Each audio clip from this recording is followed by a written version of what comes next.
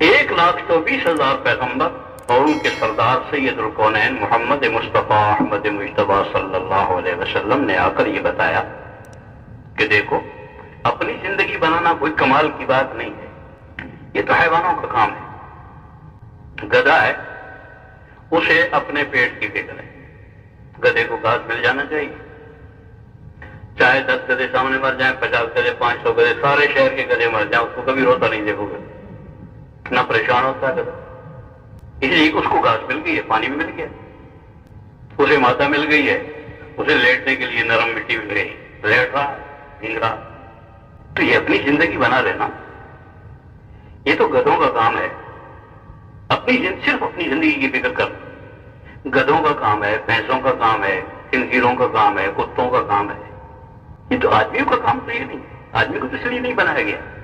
آدمی کا کام یہ ہے کہ اپنی زندگی نہیں، اپنی زندگی بنانے کی فکر نہیں، اپنی زندگی کی خواہشیں قربان کر کے دوسروں کی خواہشیں پوری کرنا، دوسروں کی زندگیاں بنانا۔ میری کل قربان ہو جائے، میری کل خواہشیں قربان ہو جائیں، لیکن دوسروں کی زندگی بن جائے۔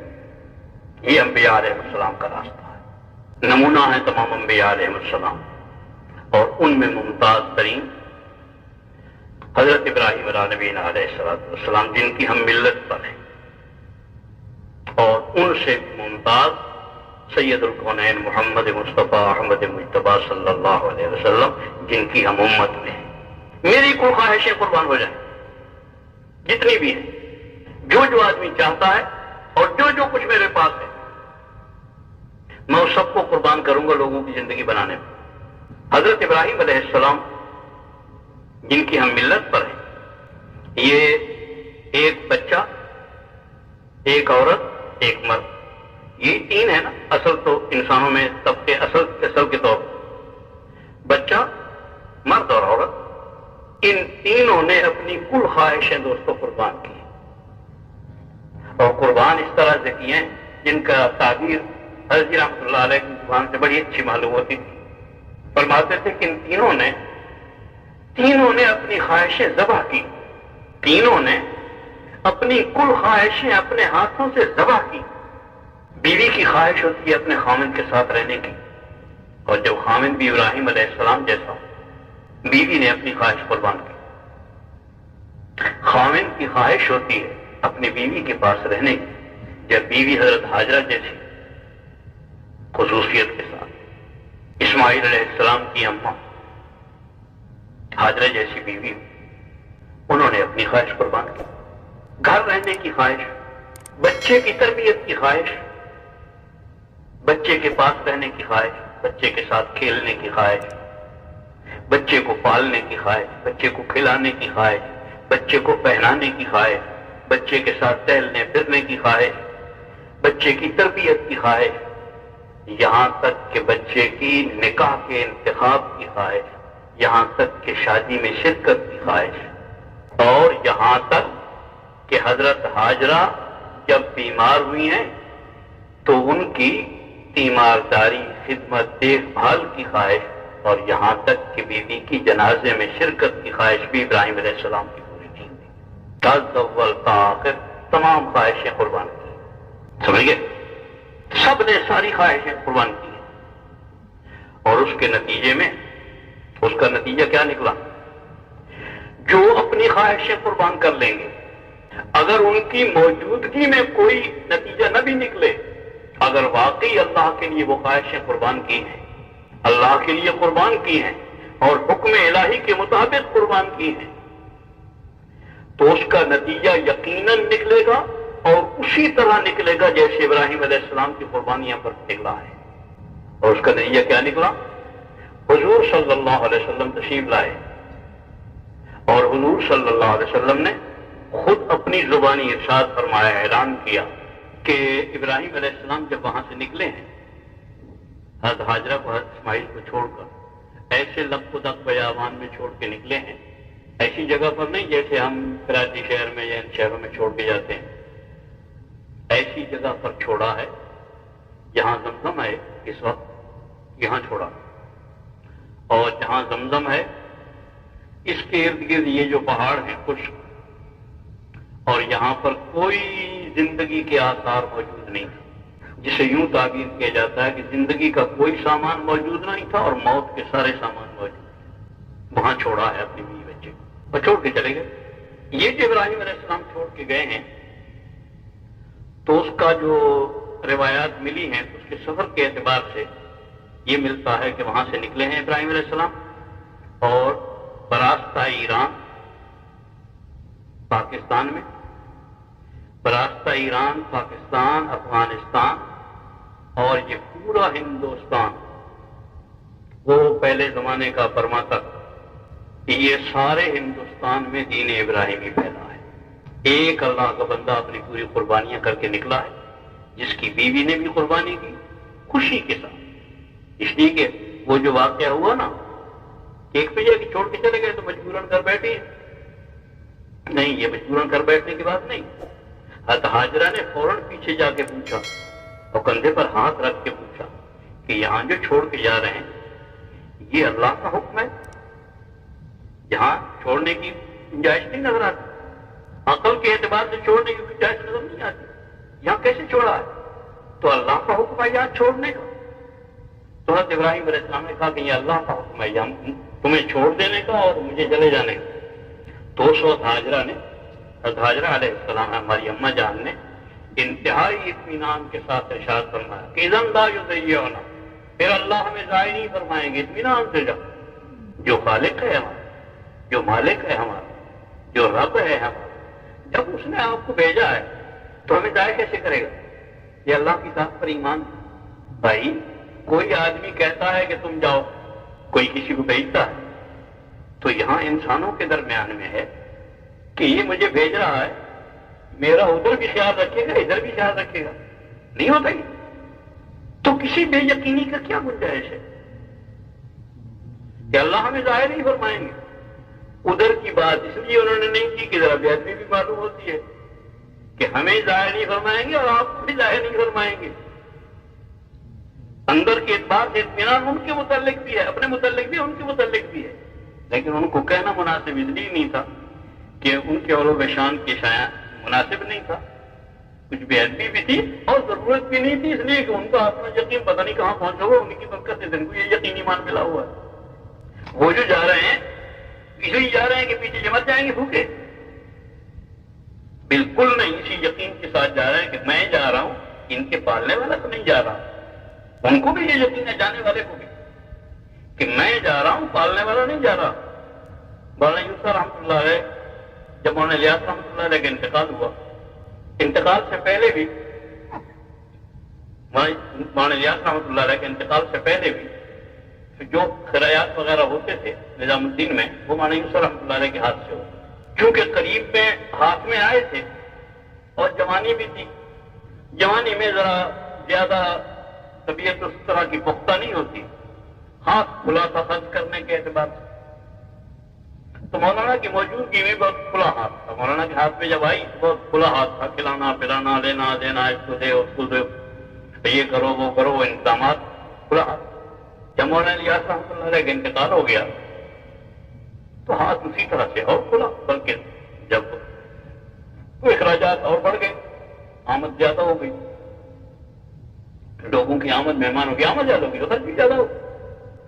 تو اپنے ہی ایک بزرگ کہتے ہیں جو ان کے بڑے تھے مولانا یوسف رحمۃ اللہ علیہ کے، انہوں نے یہ بتایا سنایا کہ میں نے مولانا یوسف رحمۃ اللہ علیہ سے کہا کہ مولانا یوسف ذرا ہاتھ سنبھال کے چلو، مولانا الیاس نہیں رہے، نہیں، مولانا الیاس رحمۃ اللہ علیہ کی برکت سے آ رہا تھا، مولانا الیاس اب نہیں رہے، ذرا ہاتھ سنبھال کے چلو۔ تو فرمانے لگے کہ میری طرف دیکھ کے مولانا یوسف نے میری طرف دیکھ کے کہا کہ حضرت لینے والا ہاتھ بدلا، دینے والا تو نہیں بدلا، لینے والا ہاتھ بدلا، دینے والا تو نہیں بدلا، دینے والا وہی ہے۔ عرض کر رہا تھا کہ یوں چھوڑ کے چلے گئے اللہ پر یقین کر کے، اور اس کا نتیجہ یہ نکلا کہ پورے اس بر صغیر میں اللہ جل جلالہ نے دین ابراہیمی کو پھیلایا ہے۔ جب وہاں سے واپس آئے، یہ ابراہیم علیہ السلام کا جو سفر تھا یہ دوستو نہ تو 1.5 سال کا تھا، نہ 1 سال کی جماعت تھی، نہ 7 چلے کی تھی، نہ 3 چلے کی تھی، نہ 1 چلے کی تھی، نہ 20 دن کی تھی، نہ 3 دن کی تھی، نہ 1 دن کی تھی، نہ 2.5 گھنٹے کی تھی۔ یہ تھے کم از کم 9 برس، 9 اور 10 برس کے درمیان ہے بہتر، 9 اور 10 برس کا ایک چلہ ہے۔ بڑوں کے چلے بڑے ہوتے ہیں، تو ایک میواتی کو حضرت نے کہا کہ لکھوا چلا، کہنے لکھ 10 دن۔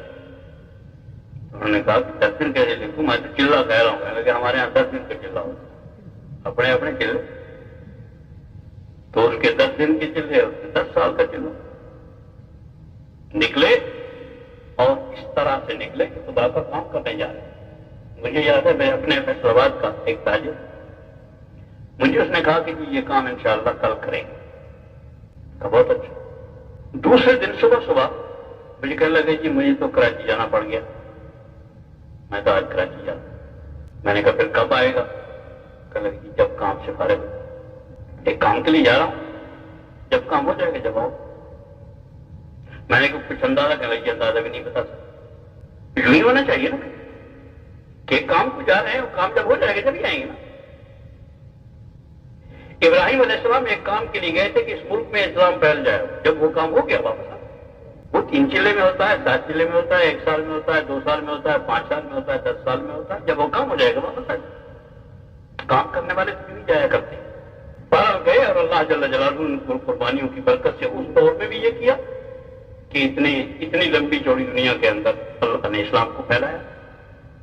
اور صرف اسی وقت نہیں بلکہ یہ سارا اسلام پھیلا، اور پھر جب ابراہیم علیہ السلام واپس آئے، اور یہاں واپس آنے کے بعد وہ ذبح کا واقعہ ہوا، اسماعیل علیہ السلام کی ذبح، اور اس کے ساتھ ساتھ تعمیر بیت اللہ کا واقعہ ہوا۔ تعمیر بیت اللہ کے بعد اللہ جل جلالہ نے ارشاد فرمایا ابراہیم علیہ السلام سے کہ ابراہیم جو ہم کہتے رہے وہ آپ کرتے رہے، جو ہم کہتے وہ ہم آپ کرتے رہے، اب آپ کی باری ہے، جو آپ کہیں گے وہ ہم کریں۔ تو پھر ابراہیم علیہ السلام بھی ابراہیم علیہ السلام ہیں، سید الکونین صلی اللہ علیہ وسلم کی جد امجد ہیں، مانگا تو محمد الرسول اللہ جیسا نبی مانگا، یہ وہی مانگ سکتے، وہی مانگ سکتے۔ ہر ایک کے بس کا نہیں ہوتا کہ کیا مانگنا ہے، کب کیا مانگنا ہے۔ یہ قربانیوں والے جو ہیں، مانگنا بھی صرف انہیں کو آیا کرتا ہے، دوسروں کو مانگنا آتا ہی نہیں ہے۔ مانگا تو ایسا نبی مانگا، اور مانگا تو ایسی امت مانگی جس کی عمر ہی ختم نہ ہو کبھی، نہ ختم ہونے والی، خاتم الامم، تمام امتوں کی آخری امت اور تمام انبیاء کا آخری نبی، یا یوں کہیے کہ تمام امتوں سے بڑی امت اور تمام انبیاء کا امام، اللہ سے مانگا ایک ایسا نبی بھیج دے اور ایسی امت بھیج۔ حضور نے فرمایا کہ میں دعائے ابراہیم اور تم بھی دعائے ابراہیم، تو اس وقت بھی یہ ہوا اور اب تک وہی چل رہا ہے۔ اس بنا پر عرض کر رہا تھا کہ خواہشات کو قربان کرے یہ بغیر اسلام نہیں پھیلا کرتا۔ اسلام ہے ہی خواہشات کو قربان کرنے کا نام۔ اگر آدمی خواہشات کو قربان نہیں کر سکتا، ہمیں اپنے آپ کو اپنے اندر دیکھنا چاہیے۔ اگر خواہشات کو قربان نہیں کر سکتے، ایک دفعہ ایک آدمی نے کہا کیا بات ہے اسلام پھیلتا نہیں؟ وزیر اعظم فرمانے کہ اسلام ہے کہاں جو پھیلے؟ اگر اسی کھانے کمانے کا نام اسلام ہے جو تم نے بنا رکھا ہے، انہیں ملے توڑوں کا نام اسلام ہے، یہ ہر وقت شداد بنتے رہنا، شداد کی جنت بناتے رہنا، اور قارون کی دولت اکٹھے کرتے رہنا، اور فرعون بننے کی کوشش کرتے رہنا، اسی کا نام اگر اسلام ہے تو یہ اسلام پھیلا ہوا ہے، پھیلانے کی کوئی ضرورت نہیں۔ مصرفانہ زندگیاں بے حیاؤں کی طرح زندگیاں گزارنا، نہ گھر میں اسلام، نہ باہر اسلام، نہ اندر اسلام، کہاں ہے اسلام؟ ہے کہاں؟ ابھی مجھے ڈر بھی لگا اور کہتے ہوئے خیال آتا ہے، ایک شہر کے اندر تھے ہم، تو کہنے لگا کہ یہ شہر ہے، اگر کوئی صحابی آ جائے اور وہ آ کر یہ کہے کہ یہ شہر ہے اور کہے کہ یہ مسلمانوں کا شہر ہے، تو کہتا ہے کہ میں یہ مسلمانوں کا شہر نہیں، یہ فرعونوں کا، شدادوں کا شہر ہے، یہ مسلمانوں کا شہر نہیں ہے۔ اس لیے کہ انہوں نے جو مسلمانوں کا شہر دیکھا وہ تو مدینہ طیبہ تھا. اس شہر کی عمارتیں نہیں بتاتی کہ یہ مسلمانوں کا شہر ہے. اس مسلمان کے گھر کی زندگی ساری ہر چیز بتا رہی ہے کہ یہ مسلمان، اس کا اسلام سے کوئی واسطہ نہیں ہے. اس بنا پر سب سے پہلا کام، اسلام اس کا نام ہے کہ اپنی خواہشات کو قربان کرنا سیکھا جائے. اور اس کی صورت پہلی یہ کہ اپنی خواہشات کو قربان کر کے گھر میں رہنے کی خواہش، دفتر میں رہنے کی خواہش، کمانے کی خواہش، اچھا کھانا کھانے کی خواہش، تازی تازی روٹیاں اور تازے تازے سالن کھانے کی خواہش، شاندار پلنگوں پر سونے کی خواہش، بہترین محلات میں رہنے کی خواہش، ان ساری خواہشوں کو قربان کر کے گھر سے نکل جائے. یہ خواہشات کو قربان کر کے باہر نکلنا ہوتا ہے. ساری خواہشوں نکل گیا باہر. پہلی قربانی ابتدا یہیں سے ہوگی کہ ذات کے طور پر اپنے آپ کو خواہشیں قربان کرنے والا بنایا جائے. باہر نکل گئے، اس میں 4 مہینے 6 مہینے بلا شبہ اس نے اپنی خواہشوں کو قربان کیا ہے. یہاں سے نکلنے کے وقت یہ خواہشیں قربان ہوئی. جب نکل گئے جماعت میں، آگے جماعت میں ہو گئے، جماعت میں رہتے ہوئے پھر وہاں جو خواہشیں ہیں ان کو قربان کر دو. یہیں سے خواہش قربان کر دی اور آگے چھوڑ دی، کبھی خواہشیں قربان کرنی نہیں سیکھ رہا ہے.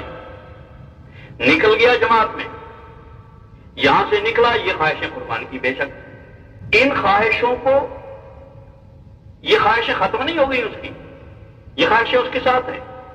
اب جب وہاں پہنچ گیا باہر جماعت کے ساتھ، تو کھانے کی خواہش اب بھی موجود ہے، پینے کی خواہش اب بھی موجود ہے، سونے کی خواہش اب بھی موجود ہے.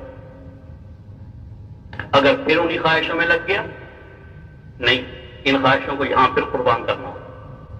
تعلیم کا وقت ہے، سونے کا وقت نہیں ہے. بیان کا وقت ہے، کھانے پینے کا وقت نہیں ہے. ٹہلنے کا پھرنے کا وقت نہیں ہے. ہر چیز کو قربان کرے گا ہر وقت.